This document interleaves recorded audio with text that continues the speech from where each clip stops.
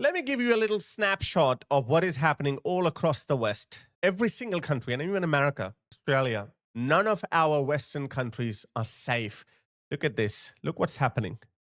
I mean, this should break your heart. So these people, these third worlders, are obviously pouring into the West everywhere. They're just marauding through Europe. A lot of them end up in the UK. And look at this. Look at this. This is a homeless British person crying on the street. And this is how illegal migrants are living it up in nice hotels. Yeah? Okay. I'm not done yet. Let me show you something else. Look at this. They are chilling, having fun. Not a single woman, though. There are no women. But for some reason, they still tell you, oh, they are escaping war. There are women and children. Where are they? We don't see them. Oh, well, that's what they're doing with women and children. Oh, my God, I couldn't even show you that. This girl was gang raped by an Eritrean migrant, and the judge said the rape didn't last long enough, therefore he cannot be deported.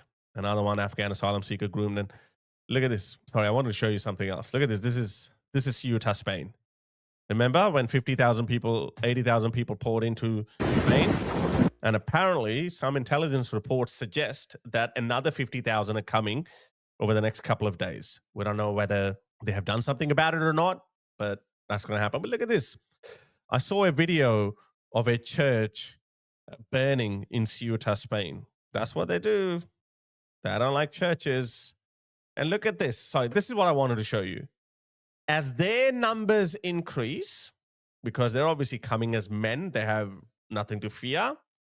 Locals have to fear. We have to worry about our safety and the safety of our loved ones. And obviously we respect the laws of our countries. Therefore, we're concerned. We can't throw a random punch. We can't stab someone because we'll go to jail for a very long time, right? So Western men are now being dominated by these third worlders who have been imported by Western politicians. Watch this. This should make your blood boil.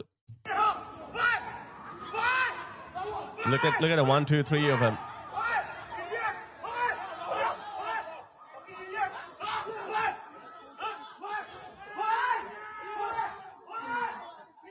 Can you imagine?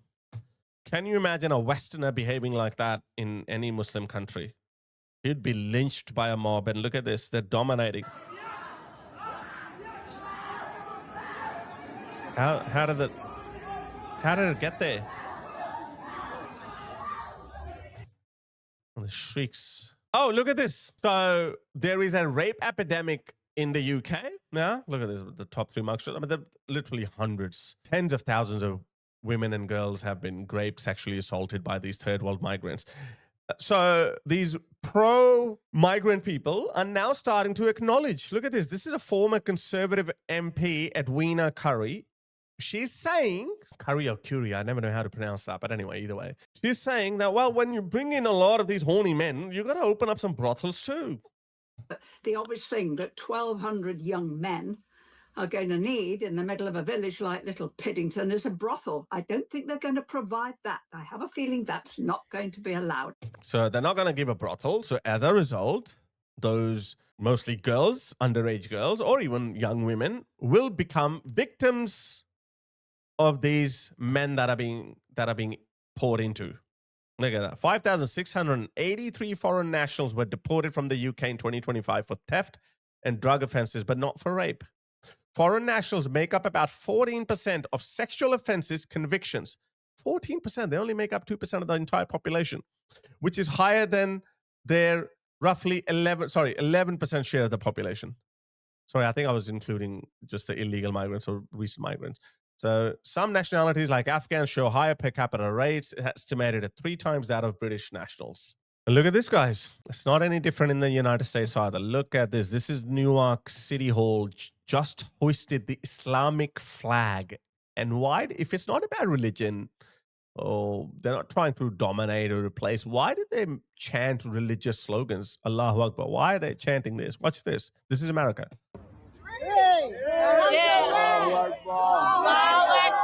Look at these useful idiots. Look at these useful idiots. She knows she's being a useful idiot. She's not screaming Allahu Akbar, but she's there. She's there, this stupid woman.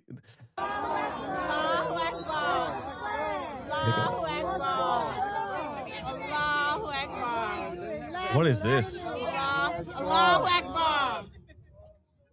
Oh my God. The founding fathers will be rolling in their graves. They'd be like, what the F is this? Call in the militia. Where's the, guys, come on. Come on. Look what is happening. And look at Spain. Look at France. Check this out. Wherever Muslims go, unfortunately, they bring in their barbaric values. So France is now noticing a spike in female genital mutilation. Because when you bring in Muslims, they bring in their Muslim values, and FGM is one of those values where they mutilate the genitals of underage little girls, because Muhammad taught that if you don't shave it off, if you don't cut off, if you don't mutilate the genital, then they might become sex addicts. They will enjoy sex too much. So in order to keep them away, or in order to prevent them from enjoying sex when they grow up, cut it off. Cut it off. So this is why a lot of Muslims do it. I will acknowledge that Muhammad did say that there are Sahih hadiths around FGM. However, only for some reason, African Muslims practice that for some reason. The rest of the Muslim ignored Muhammad on that point. So have a listen to her. Look what she has to say. Bonjour à tous, sauf à ceux qui emmènent leurs fillettes en vacances au bled et qui profitent de ces vacances d'été pour les faire revenir en France avec des mutilations génitales.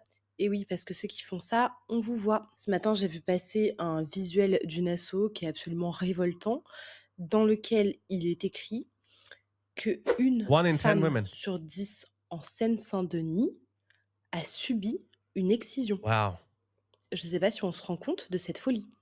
Et le procédé, pour ça, il est toujours à peu près le même. Les parents emmènent en vacances. 1 in 10 means 10% of the female population of that region, which is a Muslim area. 10% of girls. Can you imagine that? This is happening in a first world country, France. And by the way, it used to happen in the UK as well. I don't know what the current status is in the UK, but when you bring in barbarians, they will bring in their barbaric values, especially if you don't push back.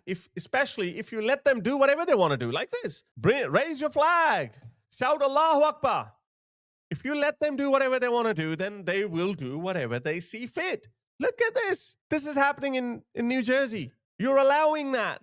Leurs petites filles dans le pays d'origine.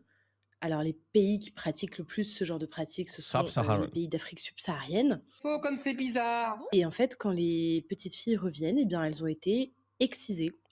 Je rappelle évidemment que l'excision est complètement interdite en France.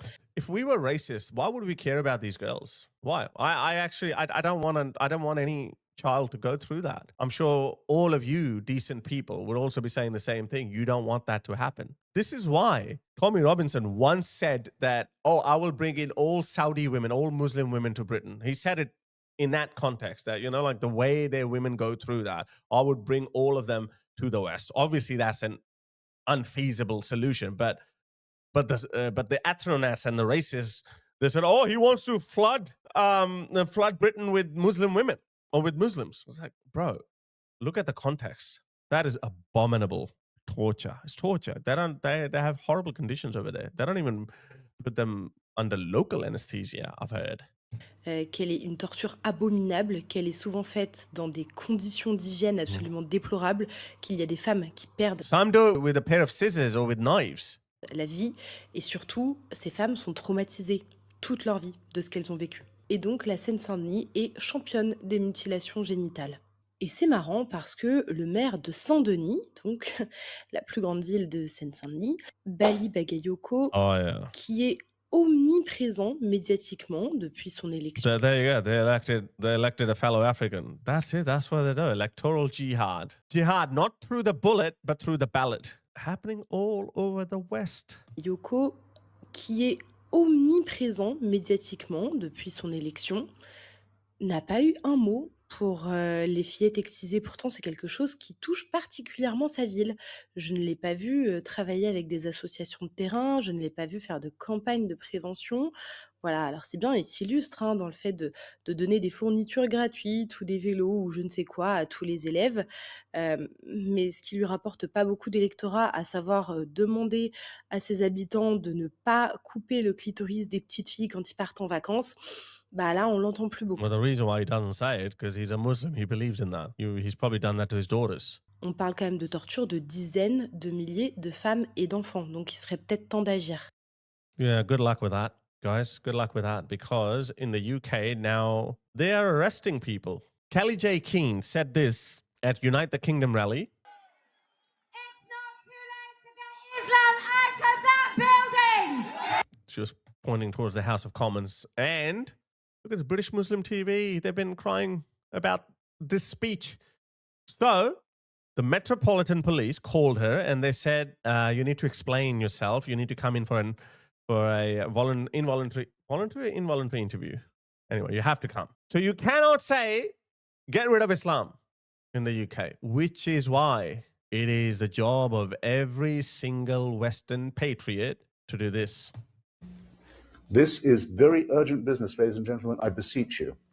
Resist it while you still can, and before the right to complain is taken away from you, which will be the next thing. You will be told you can't complain because you're Islamophobic.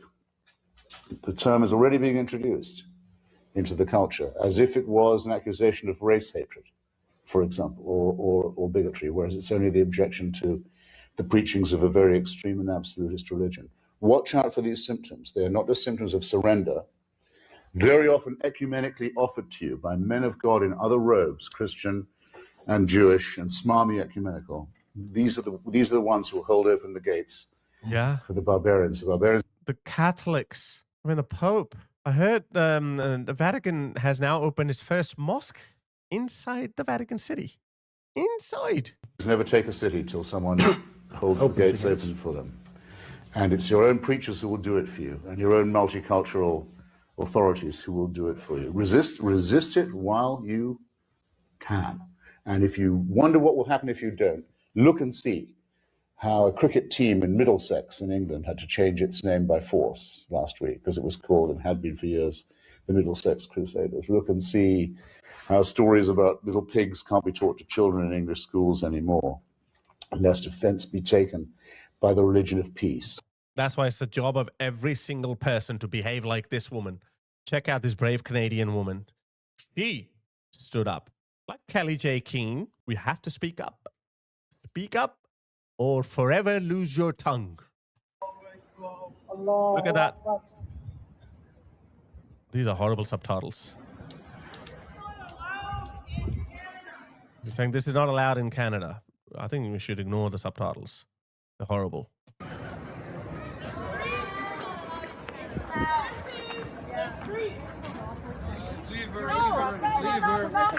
See, the smart ones are saying leave her. Don't go full jihad now. This is a roadway. Leave her. Look at that. Look at this. A guy who's dressed as a Hamasist soldier. He's the one containing the aggressive ones in his tribe. Leave her, leave her. Don't go full crazy because, that would look bad. They're not ready for an open war yet. They're not. But they do have the initiative. They have seized the initiative. They are calling the shots. For emergency service. If we have fire or whatever, you're not allowed here. I'm a resident here.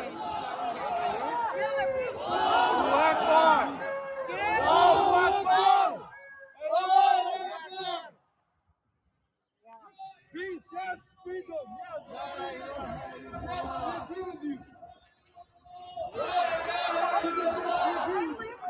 Hey, you go fucking touch her. Don't fucking touch me. Don't touch her. You're the one who's touching her. Don't touch her. Don't move where I'm walking. And you don't come and harass us and then live ask me this here. bullshit. And this roadway is against the law to block. In Canada, it's against the law. Are you It's not engaged. It's not engaged. Fuck Palestine.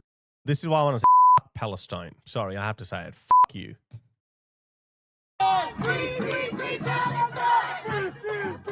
Look at these invaders. Come on. We're not angry enough.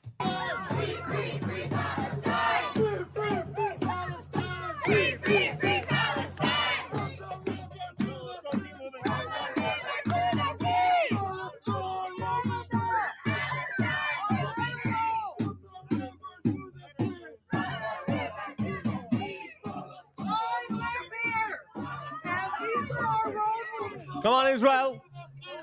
Come on, Israel. Keep bombing them. These are our Keep bombing. Whatever's left standing, bomb that too. I'm going to say it, you know, that they annoy us. We're going to say that too. Bomb them. Bomb the rest of it too. roadways for safety and to get to our jobs and to go to the TTC. I would love to accompany you so you're safe. Let's go. I'm not going that way. Okay, whichever way you want to go, you're free to go. Whoa, Thank you. really? No. Listen, Christopher Hitchens will be so proud of this lady. totally unacceptable in Ontario. Totally unacceptable. Why we allow this in our government is totally unacceptable. Because the Canadian government is made up of cucks, just like the rest of Western governments, except for the US government. But again, like, I am growing a little fatigued of Donald Trump's resistance to do something against Qatar. Is that why Qatar gave him an Air Force One jet? Qatar is the worst single bad Islamist actor that is destroying the West. Whether that's pumping in billions of dollars into Western universities or giving tacit support to the Muslim Brotherhood, Qatar is behind everything.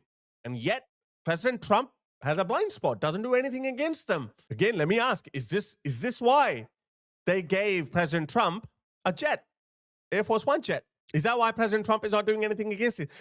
I love Marco Rubio. Marco Rubio is the only politician in the Trump administration who has openly, many times, called out radical Islam and its spread. But not only just that, he has also zoomed out and looked at it from a civilizational perspective. Remember his speech that he gave to the Europeans? It was such a heartfelt speech. In that speech, he said, our destinies will always be intertwined with each other. Meaning Europe and America, we might have diverged. Europe is headed towards this disaster, and so is Canada. But America and Europe, they're both parts of Western civilization. America might be the muscle of Western civilization, but Europe remains the birthplace of Western civilization. This is not in accordance with Western values. Wake up, resist, speak up against Islam as much as you can. As I said, otherwise speak now or forever lose your tongue.